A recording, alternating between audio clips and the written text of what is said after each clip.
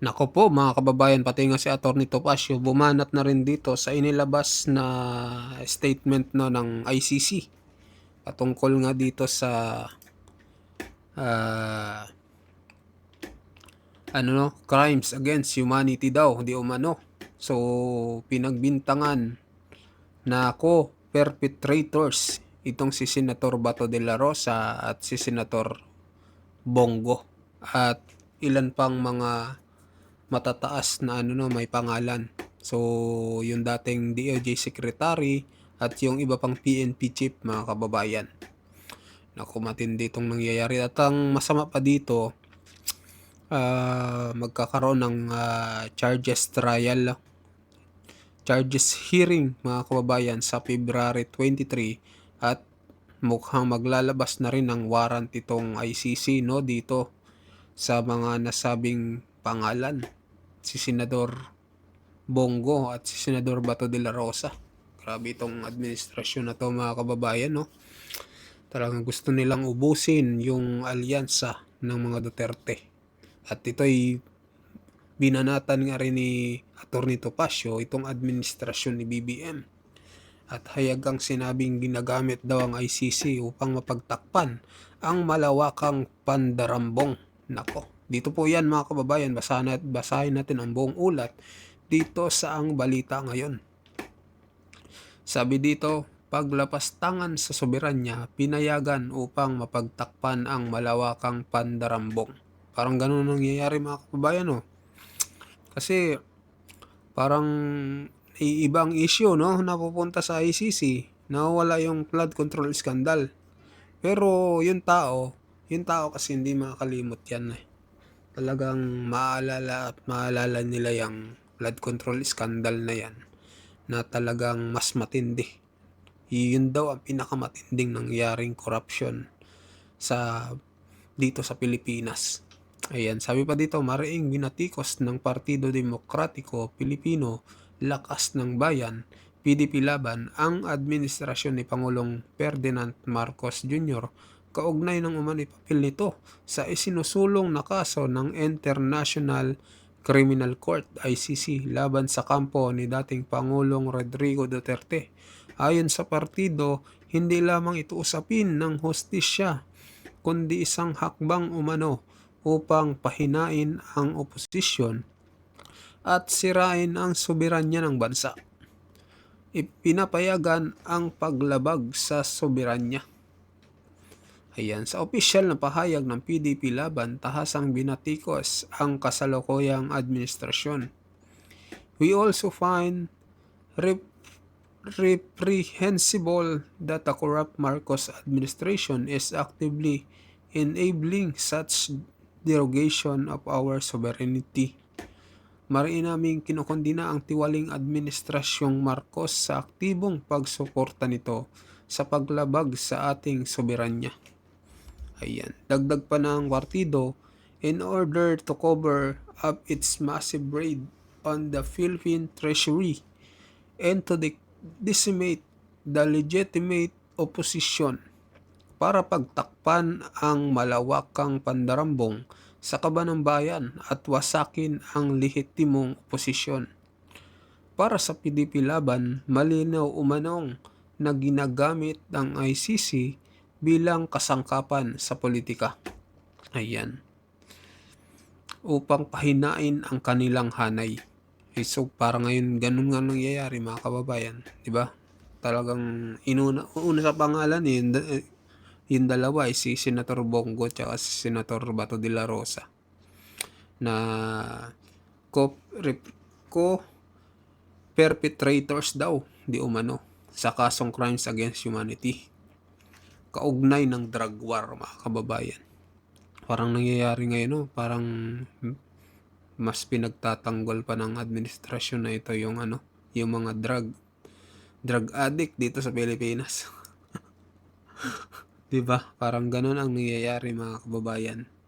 So sabi pa dito, lumabas ang pahayag ng partido matapos pangalanan ng ICC sina Senador Ronald De La Rosa at Senador Bongo bilang umano'y co-perpetrator sa kasong crimes against humanity kaugnay ng drug war. Iyan mga kababayan, ano po masasabi nyo dito? So sana yung Supreme Court ay umaksyon na, no? Kasi hindi na po tayo party daw ng ICC. Pero bakit ganun? Parang nangyayari, parang nakakapasok pa rin daw ang ICC dito sa Pilipinas at nakakadampot ng katulad ng nangyari kay former President Duterte. Tapos baka may masundan pa katulad nito nila Senador Bato de la Rosa at nila Senator Bongo. Sana hindi na po mangyari yan mga kababayan, kasi nakakatakot na baka yung mga ordinaryong tao katulad natin ay pwede na rin dakpin ng ICC at ipadala, no? At dalhin doon sa dahig. Baka ganun ang mangyari mga kababayan. So kayo, mag-comment kayo kung anong masasabi nyo dito sa pahayag po ni Attorney Topacio dito, no, sa ginawang aksyon ng ICC. Pabor ba kayo dito mga kababayan? Para sa akin, hindi ako pabor. Kayo, mag-comment kayo kung pabor ba kayo dito sa ginagawa po ng administrasyon natin, no? So ngayon naman, pag-usapan din natin 'to mga kababayan, itong sino-sino ang co-accused ni Duterte sa ICC at ano ang kaso sa war on drugs. Yan, balita po ito ng Billionaire News Channel mga kababayan. Ni dating Pangulong Rodrigo Duterte sa International Criminal Court o ICC. Sa unang pagkakataon, inilabas ng korte ang less redacted version ng dokumentong naglalaman ng impormasyon hinggil sa kaso. Nakalagay na dito yung mga pangalan ng mga kapwa-akusado niya sa mga pagpatay sa ilalim ng tinaguriang war on drugs sa ilalim ng kanyang administrasyon. Ang masama dito mga kababayan, karamihan daw po dito mga taga Davao. Iyan, taga Davao daw yung pinupuntirya. Ito yung nalalaman natin sa ngayon. Ang kaso, Crimes Against Humanity, kaugnay sa mga nangyaring patayan sa ilalim ng war on drugs mula ng mayor pa si Duterte ng Davao City hanggang siya ay maging Pangulo ng Pilipinas. Pinangalanan na sa dokumento yung ilang matataas na opisyal ng pulis at malalapit na individual kay Duterte. Unahin natin si Senator Bato de la Rosa, dating PNP chief at poster boy ng giyera kontra droga. Dati rin siyang hepe ng Davao City Police. Sa ngayon ay nagtatago siya sa gitna ng mga balitang naglabas na ng warrant of arrest ang ICC laban sa kanya. Iyan, malalaman po natin yan mga kababayan sa February 23 daw, kasi merong charge hearing daw na mangyayari kay dito kay former President Duterte. Mukhang matutuloy na dito rin natin malalaman, kung maglalabas daw ng warrant of arrest itong ICC dito nga sa nasabing mga pangalan, Ang namayapang si General Camilo Cascola naman ay sinasabi ding hepe or chief architect ng Oplan Double Barrel na siyang batayan ng Oplan Tukhang ng PNP nang siya ay pinuno ng Directorate for Operations. Naging finance chief din siya ng PNP Davao Region. Si General Oscar Albayalde, siya yung nanguna sa implementasyon ng war on... Magaling din to na na chief PNP mga kababayan. Drugs sa Metro Manila nung siya ay hepe ng NCRPO.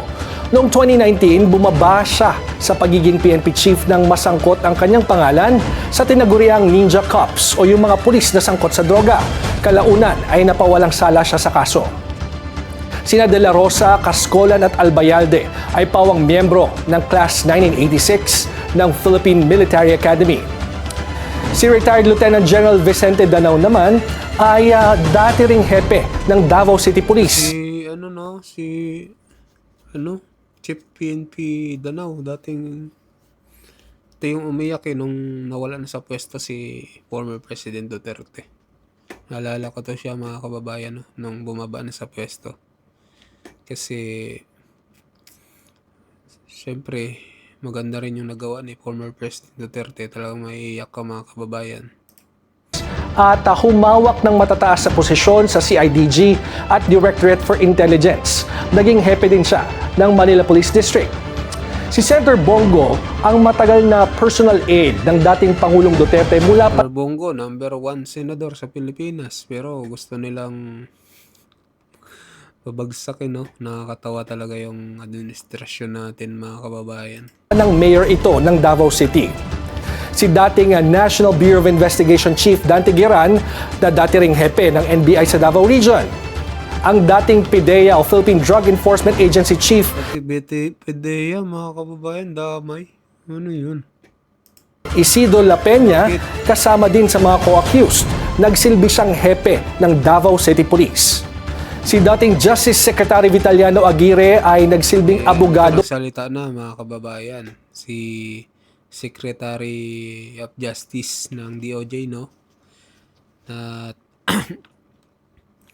At ayun, sabi niya hindi daw siya natatakot sa arrest warrant ng ICC.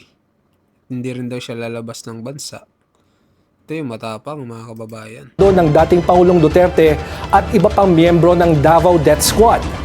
Meron pang ilang matataas na opisyal ng pulis at pamahalaan na hindi pa pinapangalanan sa ngayon.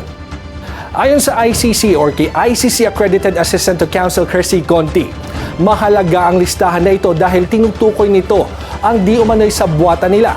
Ibig sabihin, ang di umano'y pagpatay sa mga drug suspect ay hindi isolated cases, kundi bahagi ng isang grand plan. Grabe, mga kababayan. Ano yun?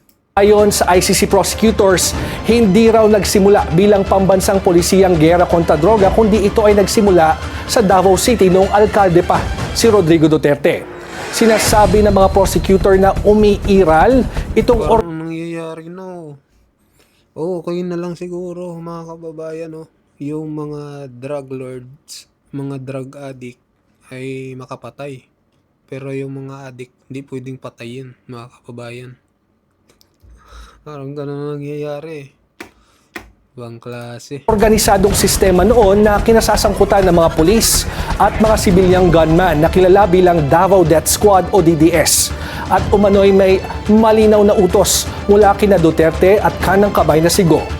Nang maging Pangulo si Duterte, iginigiit ng prosecutors na pinalawak ang sistemang ito sa buong bansa sa pamamagitan ng paglalagay ng mga pinagkakatiwalaang tao mula Davao sa matataas na posisyon, gaya nga nila De La Rosa, Cascolan, La Peña, Danao at iba pa. Sa madaling sabi, ang ginawa sa Davao ang naging blueprint ng war on drugs sa buong Pilipinas. Sa ilalim ng international law, ang dating Pangulo, ang kanyang co-accused, ay itinuturing na innocent hanggang mapatunayan na sila ay walang dudang guilty sa crimes against humanity. Sa February 23 na ang confirmation of charges hearing. Dito, pagpapasyahan ng ICC judges kung tutuloy ba sa full trial ang kaso. May matapos isa publiko ang tanong ngayon ay kung lalabas na ba yung warrant of arrest laban sa mga pinangalan ng co-accused. At kung sakali, paano ito i-implement matapos ang kontrobersyal na pag-aresto sa dating Pangulo? Natik na yan, lalabas na yan. Mga kababayan, alam naman natin, no? Sigurado na yan. Kasi kakampi ng administrasyon na to ang ICC. So, kayo, mag-comment kayo, mga kababayan. Palagay nyo ba maglalabas ng warrant itong ICC o hindi? Sa February 23 daw, malalaman natin, mga kababayan. So, kayo, mag-comment kayo kung anong pahayag nyo dito sa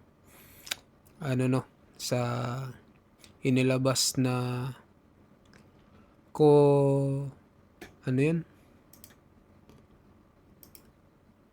co-perpetrators, mga kababayan. So, ano masasabi niyo dito? Mag-comment, mag-like at mag-subscribe kayo sa ating video. At sa mga bagong pasok dyan, pa-subscribe po ng ating channel, mga kababayan. Maraming salamat po.